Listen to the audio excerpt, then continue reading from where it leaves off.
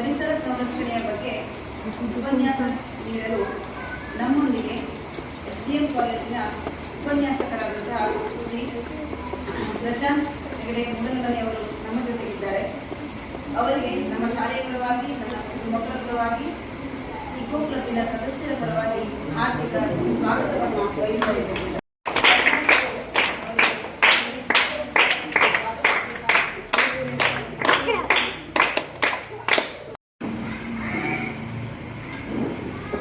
ವೇದಿಕೆ ಮೇಲೆ ಇರ್ತಕ್ಕಂಥ ಎಲ್ಲ ಶಿಕ್ಷಕರೇ, ಹಾಗೆಯೇ ವೇದಿಕೆ ಮುಂಭಾಗದಲ್ಲಿ ಇರ್ತಕ್ಕಂಥ ಪುಟಾಣಿಗಳೇ, ನನಗೆ ತುಂಬ ಸಂತೋಷ ಆಗಿದೆ ನಿಮ್ಮ ಜೊತೆ ಒಂದಷ್ಟು ಹೊತ್ತುಗಳನ್ನು ಕಳೆಯೋದಕ್ಕೆ. ಇವತ್ತಿನ ಕಾರ್ಯಕ್ರಮ ಏನು ಅಂತ ನಿಮ್ಗೆ ಗೊತ್ತಿದೆ ಅಂತ ನಾನು ಅಂದ್ಕೊಡ್ತೇನೆ. ನಿಮ್ಮ ಶಾಲೆಯ ಇಕೋ ಕ್ಲಬ್ನ ಆಶ್ರಯದಲ್ಲಿ, ಸಹ್ಯಾದ್ರಿ ಇಕೋ ಕ್ಲಬ್ನ ಆಶ್ರಯದಲ್ಲಿ ಪರಿಸರ ಸಂರಕ್ಷಣೆಯ ಒಂದಷ್ಟು ಮಾತುಗಳನ್ನ ಆಡೋದಕ್ಕೆ ನೀವು ಅಡ್ಡಿಲ್ಲ ಅಂದರೆ ಒಂದೆರಡು ಹಾಡೆಲ್ಲ ಹೇಳ್ಕೊಡ್ಬೇಕು ಅಂತ ನಾನು ಮಾಡ್ಕೊಂಡಿದ್ದೇನೆ. ಹಾಗೆ ನೀವು ನಿಮ್ಮ ಮೇಲೆ ಬಿಟ್ಟಿರೋದು, ನೀವು ಅಡ್ಡಿಲ್ಲ ಅಂದರೆ ಅಡ್ಡಿಲ್ಲ, ಬೇಡ ಸರ್ ಭಾಷಣನೇ ಮಾಡಿದ್ರೆ ಭಾಷಣನೇ ಮಾಡಿಬಿಡ್ತೇನೆ. ನೀವೆಲ್ಲರೂ ತುಂಬ ಜಾಣರು ಅಂತ ನಾನು ಅಂದ್ಕೊಂಡಿದ್ದೇನೆ. ಹಾಗಾಗಿ ನಿಮ್ಗೆ ಮಧ್ಯೆ ಮಧ್ಯೆ ಒಂದೊಂದು ಸಣ್ಣ ಕತೆ ಹೇಳ್ತೇನೆ. ಹಾಗಾಗಿ ಭಾಳ ಹೊತ್ತಾಗಿದ್ದಿಲ್ಲ, ನೀವು ಒಂದು ಸಣ್ಣ ಸಣ್ಣ ಕತೆ ಹೇಳ್ತೇನೆ. ಪರಿಸರದ ಬಗ್ಗೆ ಕೂಡ ಒಂದಷ್ಟು ಮಾತುಗಳನ್ನ ಆಡೋಣ ಅಂತ ನಾನು ಅಂದ್ಕೊಂಡಿದ್ದೇನೆ. ನೋಡಿ, ಒಂದು ಕತೆನೇ ಹೇಳಿ ಶುರು ಮಾಡ್ಬಿಡ್ಲ? ಕತೆ ಇಷ್ಟ ಅಲ್ಲ ನಿಮಗೆ? ಒಬ್ಬವ ಎಂತ ಹೆಸರಿಡುವ ಅವನಿಗೆ? ಹೆಸರು ಬೇಕಲ್ಲ, ಎಂತ ಹೆಸರು ಇಡುವ ಅವನಿಗೆ? ನಮ್ಮ ಕತೆಗೆ ಒಬ್ಬ ಬೇಕಲ್ಲ, ಹುಡುಗನಿಗೆ ಹೆಸರು ಬೇಕಲ್ಲ? ಎಂತ ಹೆಸರು ಇಡುವ ಕಾರ್ತಿಕ. ನೋಡಿ, ಒಂದು ಕಾರ್ತಿಕ್ ಹೇಳೋ ಹುಡುಗ ದೊಡ್ಡ ಮರುಭೂಮಿಲಿ ಹೋಗ್ತಾ ಇದ್ದಂತೆ. ಕಾರ್ತಿಕ್ ಹೇಳೋ ಹುಡುಗ ದೊಡ್ಡ ಮರುಭೂಮಿಲಿ ಹೋಗ್ತಾ ಇದ್ದಂತೆ. ಮರುಭೂಮಿಲಿ ಜೋರ್ ಮಳೆ ಬರ್ತಾ ಇರ್ತದಲ್ಲ,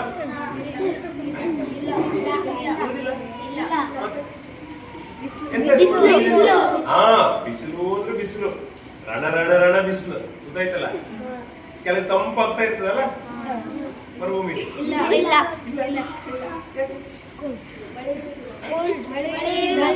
ಮಳೆ ಇರುವುದಿಲ್ಲ. Very good. ಎಂತ ಇರ್ತದೆ ಅಲ್ಲಿ? ದೊಡ್ಡ ಕಾಡು ಅಲ್ಲ, ನೆಲಕ್ಕೆಲ್ಲ ಹುಲ್ಲೆಲ್ಲ ಇರ್ತದೆ? ಇಲ್ಲ. ಎಂತ ಮರಳು. ಎಷ್ಟು ಜಾಣ್ರಿದ್ದೀರಿ ನೀವು. ಮರಳಲ್ಲ, ಬಹಳ ಬಿಸಿ ಆಯ್ತು ಅವನಿಗೆ. ಎಷ್ಟು ದೂರ ನೋಡಿದ್ರು ಏನಿಲ್ಲ, ನೆರಳು ಬೇಕು ನೋಡ್ತಾನೆ. ಸ್ವಲ್ಪ ಹೊತ್ತು ಕುಂತ್ಕೊಂಡು ನೋಡಿ, ನೆರಳಲ್ಲಿ ಕುಂತ್ಕೊಯ್ತಿರಲ್ಲ, ಆರಾಮ ಕುಂತ್ಕೊಳ್ಬಹುದು. ನೆರಳಲ್ಲಿ ಕುಂತ್ಕೊಳ್ಬೇಕು ನೋಡ್ತಾನೆ, ಕೂತ್ಕೊಳ್ಳಿಕ್ಕೆ ಮರನೇ ಇಲ್ಲ. ಬಹಳ ದೂರದಲ್ಲಿ ಒಂದು ಮರ ಕಾಣ್ತಂತೆ. ಹಂಗೂ ಹಿಂಗೂ ಹೋದ, ಬಿಸಿಲಲ್ಲ, ನಡ್ಕೊಂಡು ಸುಸ್ತಾಗಿ ಹೋದೆ, ಕಾಲೆಲ್ಲ ನಡ್ಕೊಂಡು ಹೋದ. ಮರದ ಕೆಳಗಡೆ ಹೋಗಿ ಕೂತ್ಕೊಂಡ. ಖುಷಿ ಆಗುದಿಲ್ವಾ? ಬಿಸಿಲಲ್ಲಿ ನಡ್ಕೊಂಡು ಬಂದು ತರಬ್ಗಳಲ್ಲಿ ಕೂತ್ಕೊಂಡು ಖುಷಿ ಆಗ್ತದಿಲ್ಲ? ಬಹಳ ಖುಷಿ ಆಯ್ತು. ಏನ್ ಬೇಕು ಕಾಣ್ತದೆ ಅವಾಗ? ನೋಡಿ, ಎಷ್ಟು ಜಾಣ್ರು ನೀವು, ಹುಷಾರಿ ಹೆಂಗಿದ್ರಿ ಮರೆ ನೀವು. ಕುಡಿಲಿಕ್ಕೆ ಏನಾದ್ರು ಇದಿದ್ರೆ ಅಂತ ಅಂದ್ಕೊಂಡ, ಹೇಳಿ ಮ್ಯಾಜಿಕ್ ಆಗ್ಬಿಟ್ಟದೆ. ಏನು? ಮಾಜಾ. ನೀವ್ ಯಾವ್ದು ಕುಡುದು ಹೇಳಿ? ಮಾಜಾ. ಮತ್ತೆ ಯಾವ್ದು? ಟಿಲೋ ಕುಡಿದ್ರ? ಬಟ್ಲೆ. ಮಾಜಾ, ಟಿಲೋ, ಶಿಯಾಳ ನೀರು, ಎಲ್ಲದು, ರಾಗಿ ನೀರು, ಐಸ್ ಕ್ರೀಮ್ ಎಲ್ಲದೂ ಬಂದ್ಬಿಟ್ರೆ ಬಾಟ್ಲಿ ನೀರು ಕೂಡ ಆಯ್ತಲ್ಲ. ನೆಕ್ಸ್ಟ್ ಎಂತ ಬೇಕು ಕಾಣ್ತದೆ? ಬಹಳ ಸಾಕಾಯ್ಕೊಂಡಿದೆ. ಈಗ ನೀರು ಕುಡಿದ್ಮೇಲೆ ಮತ್ತೆ ಎಂತ ಬೇಕು ಕಾಣ್ತದೆ ನಮ್ಗೆ? ತಿಂಡಿ ಬೇಕು ಕಾಣ್ತವ್ ಅಲ್ಲ? ತಿಂಡಿ ಬೇಕು ಕಾಣ್ತದಲ್ಲ? ತಿಂಡಿ ಬೇಕು ಕಾಣ್ತೋ. ಒಂಚೂರು ಏನಾದ್ರು ತಿಂಡಿ ಸಿಕ್ಕಿದ್ರೆ ಅಂತ ಅಂದ್ಕೊಂಡ ಕೈ ಏನು ಪ್ರತ್ಯಕ್ಷ ಆಗ್ತದೆ. ಎಂತದು? ತಂದೂರಿ ಊಟ, ಬಂಗಡೆ ಫ್ರೈ, ಇಸ್ವಣ ಫ್ರೈ, ಎಲ್ಲ ಹುಳಿ ಸಾರು, ಎಲ್ಲದು, ಚಪಾತಿ, ರೊಟ್ಟಿ ಒಂದ ತಿಂದಿಲ್ಲ ನೀವು? ಎಲ್ಲ ಬಂದ್ಬಿಟ್ಟದೆ. ಎಲ್ಲ ಬೇಕಾದೆಲ್ಲ ತಿಂದ. 2 ಬಂಗಡೆ ಫ್ರೈ ತಿಂದ, ಭಯಂಕರ ಖುಷಿ ಆಯ್ತು, ಹೊಟ್ಟೆ ತುಂಬಿತು. ಒಂದ. ನೆಕ್ಸ್ಟ್ ಎಂತ ಬೇಕು ಕಾಣ್ತದೆ? ಮಲಗಬೇಕು ಕಾಣ್ತದೆ. ಮಲಗಲಿಕ್ಕೆ ಆಗ್ತದೆ ಅಲ್ಲಿ? ಮರುಭೂಮಿ ಅದು. ಮತ್ತೆಂತ ಬೇಕು ಹಂಗಾರೆ? ಎಂತ ಬೇಕು ಮಲಗಲಿಕ್ಕೆ? ಹಾಸಿಗೆ ಬೇಕು ಕಾಣ್ತದೆ. ಹಾಸಿಗೆ ಬೇಕು ಅಂದ್ಕೊಂಡ ಎಲ್ಲ ಪ್ರತ್ಯಕ್ಷ ಆಗ್ತದೆ. ಕುರ್ಲಾನ್ ಹಾಸಿಗೆ, ಸ್ಲೀಪ್ ವೆಲ್ ಹಾಸಿಗೆ, ಗೋಣಿಪಾಟು, ಲೇಪು ಎಲ್ಲದೂ ಬಂದ್ಬಿಟ್ಟದೆ. ಕುತ್ಕೊಂಡ ಆರಾಮ್ಸೆ ಕುತ್ಕೊಂಡು ನಡೆದು ಕೈಕಾಲಲ್ಲಿ ಜಗತ್ತಾಗದಿಲ್ಲ, ನೋವು ಅಲ್ಲ. ಮಲಗದಂಗೆ ಇದ್ರೆ ಬೀಳಲಿಲ್ಲ. ಎಂತ ಬೇಕು ಕಾಣ್ತದೆ? ಇದೆ, ಬೇಕಾದಂಗೆ ಗಾಳಿ ಎಲ್ಲ ಇದೆ, ಕೈ ಕಾಲೆಲ್ಲ ಜಗೆತ ಉಂಟು, ನೋವಾಗಿದೆ, ಎಂತ ಬೇಕು? ಕೈ ಕಾಲೆಲ್ಲ ಜಗದ್ರೆ ಅಂತ ಹೇಳ್ತಾರೆ ಮನೇಲಿ ಅಪ್ಪ ಅಮ್ಮ ಎಲ್ಲವ. ಮಸಾಜ್ ಮಾಡ್ಬೇಕು ಕಾಣುದಿಲ್ಲ? ಮಸಾಜ್ ಮಾಡ್ಲಿಕ್ಕೆ ಯಾರಾದ್ರೂ ಸೇವಕರು ಇದ್ದಿದ್ರೆ ಹೇಳ ಅಂದ್ಕೊಂಡ 2 ಜನ ಕೈ ಒತ್ತಕ್ಕೆ ಶುರು ಮಾಡಿದ್ದಾರೆ, 2 ಜನ ಕಾಲು ಒತ್ತಕ್ಕೆ ಶುರು ಮಾಡಿದ್ದಾರೆ. ಗೊತ್ತಾಯ್ತಲ್ಲ? ಕೈ ಒತ್ತಕ್ಕೆ ಶುರು ಮಾಡಿದ್ದಾರೆ, 2 ಜನ ಕಾಲು ಒತ್ತಕ್ಕೆ ಶುರು ಮಾಡಿದ್ದಾರೆ. ಚಲೋ ನಿದ್ರೆ ಬಂತು. ಗೊತ್ತಾಯ್ತಲ್ಲ? ನೋಡಿ, ಇಲ್ಲಿವರೆಗೆ ಕುಡಿಲಿಕ್ಕೆ ಬೇಕು ಅಂದ ಕುಡಿಲಿಕ್ಕೆ ಬಂತು, ಊಟ ಬೇಕು ಅಂದ ಊಟ ಬಂತು, ಹಾಸಿಗೆ ಬೇಕು ಅಂದ ಹಾಸಿಗೆ ಬಂತು, ಕೈಕಾಲು ಒತ್ತಲಿಕ್ಕೆ ಸೇವಕರು ಬೇಕು ಅಂದ ಸೇವಕರು ಬಂತು. ನನಗೆ ಅರ್ಥ ಆಗ್ತಿದೆಯಲ್ಲ? ಇಲ್ಲಿವರೆಗೆ ಅವ ಒಳ್ಳೊಳ್ಳೆದೇ ಯೋಚನೆ ಮಾಡ್ತಾ ಇದ್ದಾನೆ, ಆದ್ರಿಂದ ಅವಾಗ ಏನಾಗ್ತಾ ಉಂಟು? ಒಳ್ಳೊಳ್ಳೆದೇ ಆಗ್ತಾ ಉಂಟು. ನಿದ್ರೆ ಮಾಡಿ ಎಚ್ಚರಾದ ಅವ ಏನ್ ಆಶ್ಚರ್ಯ, ಈ ಮರದಲ್ಲಿ ಏನಾರುವ ದೆವ್ವ ಇರುವುದಾ? ಆ ದೆವ್ವ ಪ್ರತ್ಯಕ್ಷ ಆಗಿ ನನ್ ಕುತ್ತಿಗೆ ಮುರಿದು ಸಾಯಿಸ್ಬಿಟ್ರೆ ಅಂದ್ಕೊಂಡ ಏನಾಗಿರ್ಬೋದು ಹೇಳಿ ನೋಡುವ, ಏನಾಗಿರ್ಬೋದು? ದೇವ್ರ ಪ್ರತ್ಯಕ್ಷ ಆಯ್ತು, ಕುತ್ತಿಗೆ ಮುರಿದು ಸಾಯಿಸೇ ಬಿಡು. ಹಂಗಿದ್ರೆ ನಾವು ಜೀವನದಲ್ಲಿ ಯಾವಾಗ್ಲೂ ಏನ್ ಯೋಚನೆ ಮಾಡ್ಬೇಕು? ಒಳ್ಳೆದನ್ನ ಯೋಚನೆ ಮಾಡ್ಬೇಕು ಅಲ್ಲ? ಕೆಟ್ಟದ್ದು ಯೋಚನೆ ಮಾಡಿದ್ರೆ ಕೆಟ್ಟದಾಯ್ತದೆ, ಒಳ್ಳೇದು ಯೋಚನೆ ಮಾಡಿದ್ರೆ ಒಳ್ಳೇದೇ ಆಗ್ತದೆ. ನನ್ನ ಹತ್ರ ಆಗ್ತದೇನೆ, ಚೆನ್ನಾಗಿ ಓದ್ತೇನೆ, ನಾ ಪೊಲೀಸ್ ಆಗ್ತೇನೆ, DC ಆಗ್ತೇನೆ, ಡಾಕ್ಟರ್ ಆಗ್ತೇನೆ ಅಲ್ಲ? ಅದ್ ಬಿಟ್ರೆ ಗಂಡು ಮಕ್ಳು ಕೆಲಿ ಅಂತ ಆಯ್ತು ಕೇಳಿದ್ರೆ ನಾ JCB ಡ್ರೈವರ್ ಆಯ್ತೇನೆ ಹೇಳ್ತಾರೆ, ಟಿಪ್ಪರ್ ಹೊಡೈತೇನೆ ಹೇಳ್ತಾರೆ. ಬೇಕು, ಅವರು ಬೇಕು, ಬೇಡಾಡಲ್ಲ. ಅದಕ್ಕೆ ನಾವು ಜಾಣರಾಗ್ಬೇಕು, ಜೀವನದಲ್ಲಿ ಒಳ್ಳೊಳ್ಳೆದು ಯೋಚನೆ ಮಾಡ್ಬೇಕು. ಕತೆ ಚಲೋ ಇದೆಯಾ? ಕೇಳ್ಕೊಳ್ಬೇಕು. ಇವತ್ತಿನ ವಿಚಾರ ಏನು ನೋಡಿ? ಪರಿಸರ ಸಂರಕ್ಷಣೆ. ಪರಿಸರ ಅಂದ್ರೆ ಏನು ಗೊತ್ತಿದ್ಯಾ? ಏನು ಪರಿಸರ ಅಂದ್ರೆ ಏನು? ನಮ್ಮ ಸುತ್ತಮುತ್ತಲಿನ ವಾತಾವರಣವನ್ನು ನಾವು ಪರಿಸರ ಅಂತ ಹೇಳ್ತೇವೆ. ಅಲ್ಲಿ ಗಿಡ ಮರನು ಬಂತು, ಕಾಡು ಬಂತು, ಶಾಲೆ ಬಂತು, ಎಲ್ಲವೂ ಬಂತು ಅಲ್ಲ? ನಮ್ಮ ಸುತ್ತಮುತ್ತಲಿನ ವಾತಾವರಣವನ್ನು ಪರಿಸರ ಅಂತ ಹೇಳ್ತೇವೆ. ನಿಮ್ಗೊಂದು ಹೊಸ ವಿಷಯ ಇಲ್ಲ ನೋಡಿ, ನಾವು ಯಾಕೆ ಪರಿಸರವನ್ನು ಉಳಿಸ್ಬೇಕು ಅಂತ ಹೇಳ್ತೇವೆ.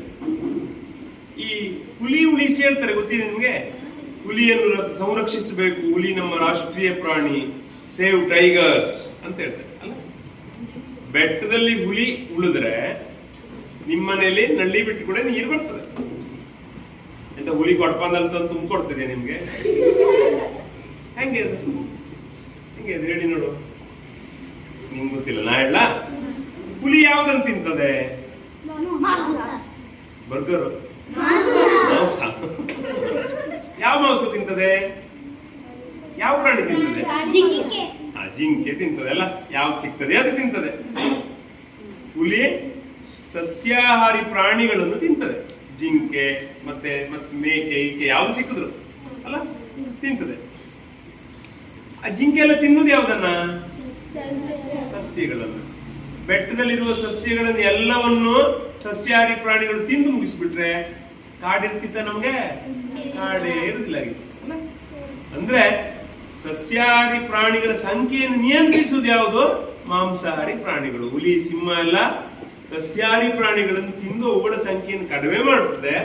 ಅವುಗಳ ಸಂಖ್ಯೆ ಕಡಿಮೆ ಆದ್ರೆ ಸಸ್ಯಗಳು ಹೆಚ್ಚೆಚ್ಚು ಬೆಳೆಯುತ್ತವೆ. ಸಸ್ಯಗಳು ಹೆಚ್ಚೆಚ್ಚು ಬೆಳೆದ್ರೆ ಕಾಡು ಬೆಳೀತದೆ. ಕಾಡು ಬೆಳೆದ್ರೆ ಮಳೆ ಬರ್ತದೆ. ಮಳೆ ಬಂದ್ರೆ ಕೆರೆ, ಹಳ್ಳ ಎಲ್ಲ ತುಂಬುತ್ತದೆ, ನದಿ ತುಂಬುತ್ತದೆ. ನದಿಯಲ್ಲ ಹಳ್ಳ ಎಲ್ಲ ತುಂಬಿದ್ರೆ ಗೊತ್ತಿದೆಯಲ್ಲ, ಮೋಡಾಗಿ ಹೋಗಿ ಮತ್ತೆ ಮಳೆ ಬರ್ತದೆ. ಮಳೆ ಬಂದ್ರೆ ನಮ್ಮನೆ ಬಾವಿ ನೀರು ಬರ್ತದೆ. ನಮ್ಮನೆ ಬಾವಿ ನೀರು ಬಂದ್ರೆ ಪಂಪ್ ಸೆಟ್ಟಿಗೆ ಹೋಗಿ ನಲ್ಲಿ ಬಿಟ್ಬಿಡಿ ನೀರು ಬರ್ತದೆ. ಹುಲಿ ಉಳಿದ್ರೆ ಹೇಳಿ, ಹುಲಿ ಉಳಿದ್ರೆ ನಲ್ಲಿಯಲ್ಲಿ ನೀರು ಬರ್ತದೆ, ಹೌದಲ್ಲ? ಹುಲಿ ಒಟ್ಟು ಸತ್ತೋಯ್ತಪ್ಪ, ಏನಾಗ್ತದೆ? ಜಿಂಕೆ ಸಿಕ್ಕಾಪಟ್ಟೆ ಹೆಚ್ಚಾಗಿ ಎಲ್ಲ ಕಾಡನ್ನೇ ತಿಂದು ಮುಗಿಸ್ಬಿಡ್ತಾರೆ. ದೊಡ್ಡ ದೊಡ್ಡ ಮರ ತಿನ್ಲಿಕ್ಕೆ ಆಗುದಿಲ್ಲ. ಗಿಡ ಎಲ್ಲ ತಿಂದ್ಬಿಟ್ರೆ ಈ ಮರ ಮೂದಕ್ಕಾಗಿ ಲಡ್ಡಾಗಿ ಬಿದ್ದು ಹೋಗ್ತದೆ. ಗಿಡ ಮರನೇ ಆಗುದಿಲ್ಲ, ಕಾಡೆಲ್ಲ ನಾಶ ಆಗೋಗ್ತದಲ್ಲ. ನಿಮ್ಗೆ ಗೊತ್ತಿತ್ತ ಈ ವಿಷಯ? ಇಲ್ಲ, ಗೊತ್ತಿರ್ಲಿಲ್ಲ. ಹಾಗಿದ್ರೆ ನೀವು ಏನು ಮಾಡ್ಬೇಕು ಪರಿಸರವನ್ನು ಉಳಿಸ್ಲಿಕ್ಕೆ ಅಂತಂದ್ರೆ, ನೀವು ದೊಡ್ಡದು ಏನು ಮಾಡೋದು ಬೇಡ. ನನಗೂ ನಿಮ್ಮಷ್ಟೇ ದೊಡ್ಡ ಮಗಳಿದ್ದಾಳೆ.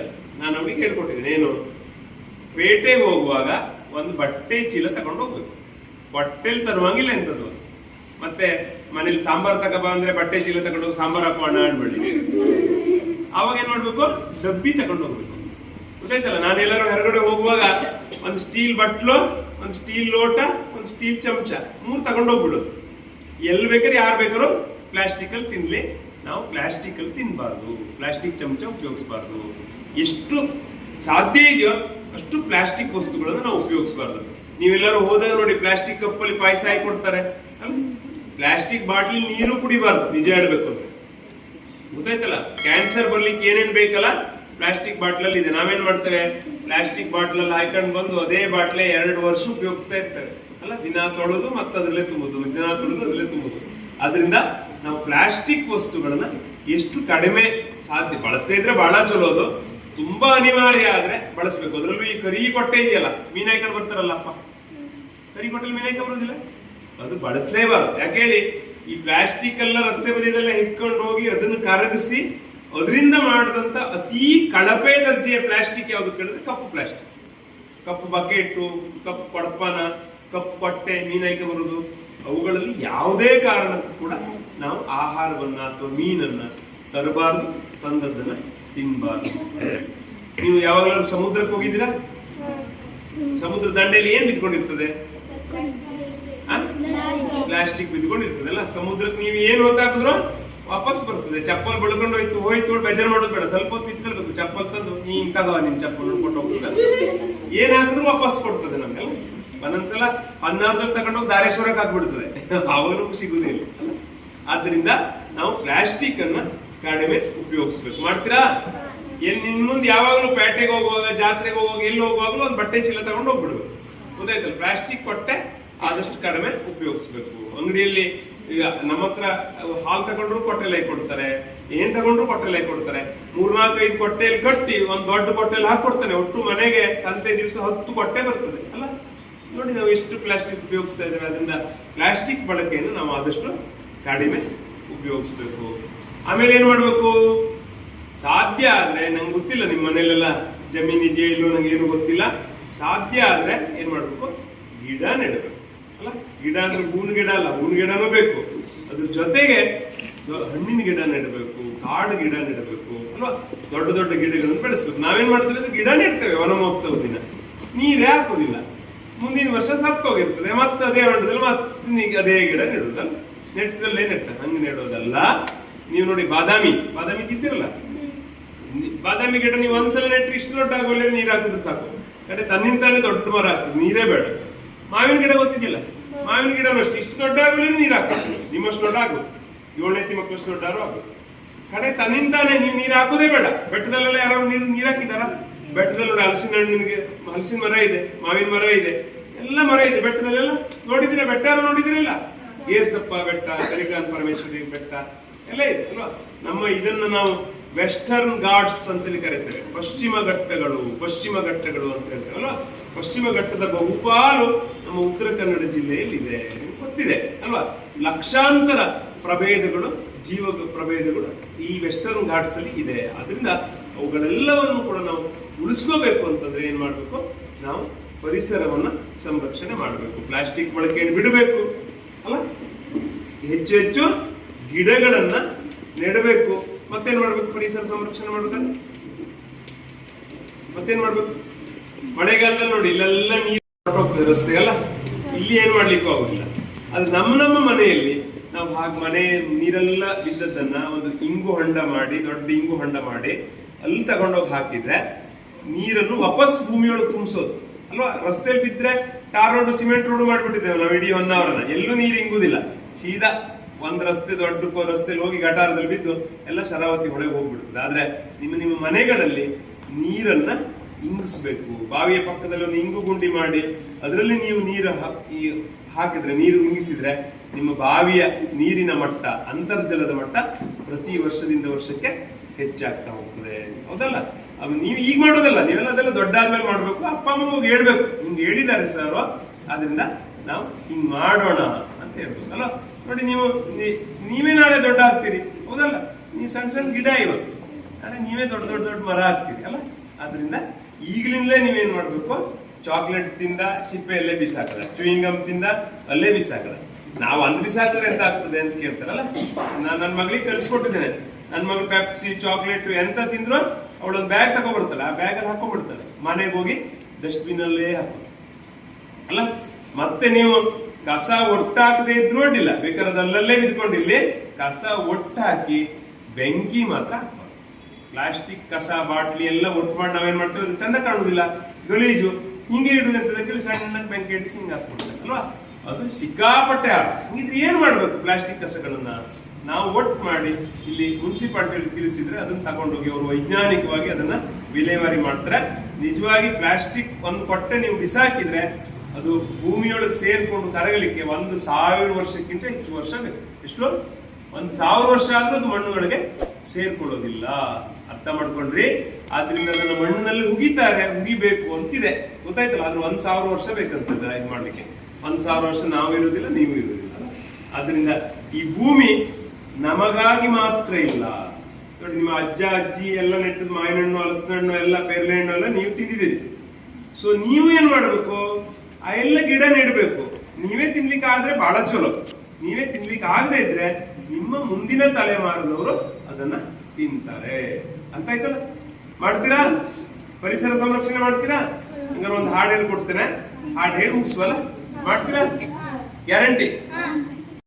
ಬಿಡ್ಬೇಕು, ಪ್ಲಾಸ್ಟಿಕ್ ಬಾಟ್ಲಿ ನೀರು ಕುಡಿದು ಬಿಡ್ಬೇಕು. ಅರ್ಥ ಆಯ್ತಲ್ಲ?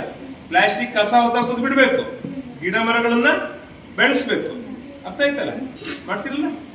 ಹಂಗಾರೆ ಒಂದು ಹಾಡು ಹೇಳ್ಕೊಂಡು ನಿಂತ್ಕೊಳ್ತೀರ, ಕುಂತ್ಕೊಂಡೆ ಹೇಳ್ತೀರ? ಕುತ್ಕೊಂಡೆ ಹೇಳ್ತೀರಿ? ಹೇಳಿ. ಬನ್ನಿರಿ ಬನ್ನಿರಿ ಗೆಳೆಯರೇ ಎಲ್ಲ, ಬನ್ನಿರಿ ಬನ್ನಿರಿ ಗೆಳೆಯರೇ ಎಲ್ಲ, ಪರಿಸರವನ್ನು ಉಳಿಸೋಣ, ಪರಿಸರವನ್ನು ಉಳಿಸೋಣ.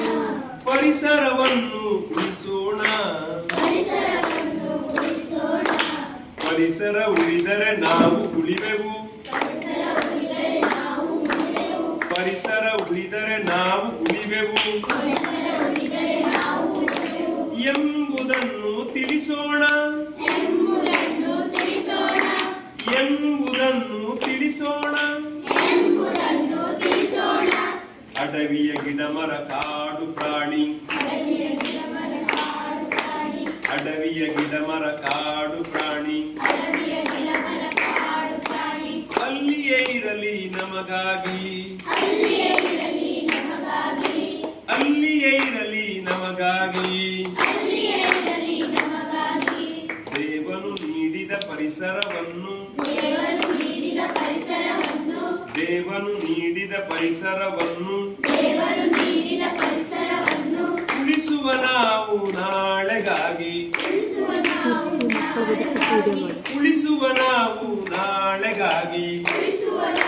ನಾಳೆಗಾಗಿ. ಬನ್ನಿರಿ ಬನ್ನಿರಿ ಗೆಳೆಯರೇ ಎಲ್ಲ, ಪರಿಸರವನ್ನು ಉಳಿಸೋಣ, ಪರಿಸರ ಉಳಿದರೆ ನಾವು ಉಳಿವೆವು ಎಂಬುದನ್ನು ತಿಳಿಸೋಣ, ಎಂಬುದನ್ನು ತಿಳಿಸೋಣ. ಪ್ಲಾಸ್ಟಿಕ್ ಅನ್ನು ತ್ಯಜಿಸೋಣ,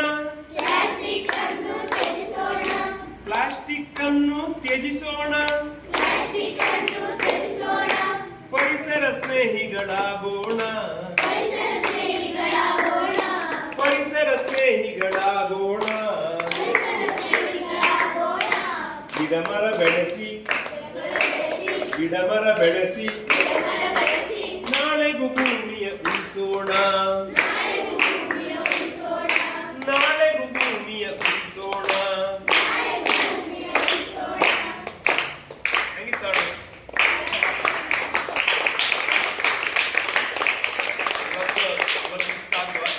ಮತ್ತೆ ಯಾವಾಗಾದ್ರು ಬಂದಾಗ ಕುಶಕ್ಕವ್ರು ಕರೀತಾರಲ್ಲ, ಮತ್ತೆ ಯಾವಾಗಾದ್ರು ಬಂದಾಗ ಮತ್ತೊಂದು 2-3 ಚಲೋ ಕತೆ ಉಂಟು ನನ್ನ ಹತ್ರ. ಹೊಸ ಮ್ಯಾಜಿಕ್ ಕತೆ ಎಲ್ಲ ಇದೆ, ಗೊತ್ತಾಯ್ತಲ್ಲ. ಮತ್ತೊಂದು ಮ್ಯಾಜಿಕ್ ಮಾಡಿ ತೋರಿಸ್ಬಿಡ್ಲಾ? ನೋಡಿ, ನಿಮ್ ಕೈಗೆ ಬೆರಳು ಎಷ್ಟಿದೆ? 2 ಕೈಗೆ 10 ಬೆರಳಿದೆಲ್ಲ ನೋಡಿ. ಆ ಬೆರಳು ಹಿಂಗೆಲ್ಲ ಮಾಡಿದ್ರೆ ಇಲ್ಲೆಲ್ಲ ತಾಕ್ಸ್ಲಿಕ್ಕೆ ಬರ್ತದೆ ನೋಡಿ, ಸ್ವಲ್ಪ ಹಿಂದೆಲ್ಲ ಬಗ್ಸ್ಲಿಕ್ಕೆ ಬರ್ತದೆ ನೋಡಿ. ಹಿಂಗ್ ಮಾಡಿದ್ರೆ ಆಚೆ ಬದಿಗೆ ಹೋಗ್ತಾ ಹೋಗ್ತದಲ್ಲ. ಈ ಬೆರಳೆಲ್ಲ ಇದೆಯಲ್ಲ, ಬೆರಳಿಗೆಲ್ಲ ಎಲುಬು ಇದೆಯಲ್ಲ, ಬೋನ್ ಇದೆಯಲ್ಲ, ಇಲ್ಲಿ ತಾಕ್ಸ್ಲಿಕ್ಕೆ ಬರ್ತದೆ ನೋಡಿ. ಕೈ ಬೆರಳಲ್ಲಿ ಯಾವ್ದಾದ್ರು ಹಿಂಗ ಬಗ್ಸಿ ಗೀಗ್ಸಿ. ನೀ ಬರ ಒಂದು ಮ್ಯಾಜಿಕ್ ಕೊಡೋಬ್ಬ, ಬೇಗ ಬೇಗ ಟೈಮ್ ಆಗುತ್ತೆ ಬಾ. ಹಿಂಗ್ ಮಾಡುದಿಲ್ವ ಬಾಲ ನೋಡುವ, ಇವನೊಂದು ಮ್ಯಾಜಿಕ್ ಕಲಿಸ್ಕೊಡ್ತೇನೆ. ನೀ ಹಿಂಗ್ ಮಾಡಿ ಎಲ್ಲಿಗೆಲ್ಲ ತೆಗೆದ್ಬಿಡ್ಬೇಕು ಅನ್ನೋದು. ತೆಗೆದು ತೆಗ್ದಿದ್ದಾನೆ ನೋಡಿ. ನೋಡಿ ನೀವು ನಿಮ್ ಕೈ ಬೆರಳಿದೆ, ಹಿಂಗ್ ತಾಕ್ತಿಗೆ ಬರ್ತದ್ಯಾ? ಇಲ್ಲ ಅಲ್ಲ, ಮತ್ತೊಂದ್ಸಲ ತೆಗೆ. ಕಡೆ ಹಾಕೊಡು, ನಾ ತಾಕ್ಸ್ಲಾ? ತಾಕ್ಸ್ಲಿ?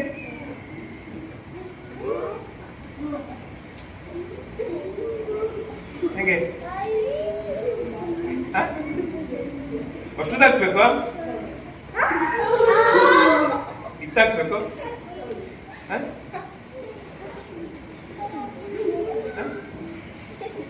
ಅಷ್ಟು ತಾಕ್ಸ್ಬೇಕು? ಹಾಕೊಡ, ವಾಪಸ್ ಹಿಂಗೆ ಹಾಕ್ಬಿಟ್ಟು. ಆಯ್ತು, ಖುಷಿ ಆಯ್ತು ಮ್ಯಾಜಿಕ್? ಲಾಸ್ಟ್ ಮ್ಯಾಜಿಕ್ ಸಲ ಮಾಡೋಣ. Thank you.